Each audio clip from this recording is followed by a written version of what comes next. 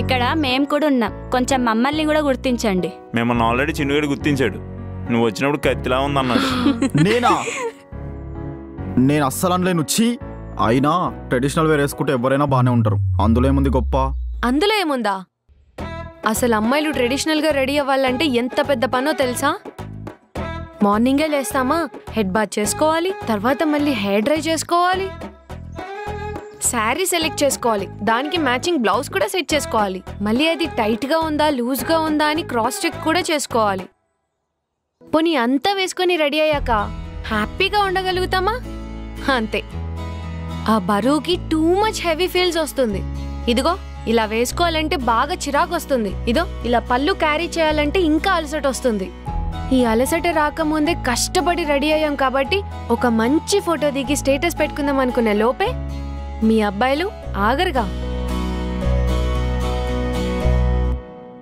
సెండ్యోపిక్ అని తెగ గోల చేస్తూ ఉంటారు. స్టేటస్ పెట్టగానే లవ్ రియాక్షన్స్, పికప్ లైన్స్ తో తెగ ఆగమాగం చేస్తూ ఉంటారు మమ్మల్ని. పికప్ లైన్స్ కూడా ఎగ్జామ్ లో కాపీ కొట్టినట్టు అందరూ ఇవే డైలాగులు కొడతారు. అవన్నీ గూగుల్లో కాపీ కొట్టినవేనే. మరి లేకపోతే మీకోసం రైటర్లు అయిపోమంటారా? ఇంత చెప్పారా? చివరికి హ్యాపీ అయ్యేది మా వాళ్ళేగా. బాగా శారీ కట్టుకుని వస్తారు, ఆ తర్వాత మా రియాక్షన్లు ఎక్స్ప్రెషన్లు అబ్జర్వ్ చేస్తారు. అవి ఒకవేళ బాగా వచ్చాయనుకో అవి చూసి మీరు ఖుషి అయిపోతారు. అందుకేగా మీరు కట్టుకొని వచ్చేది. అంటే అది కూడా నిజమే అనుకో.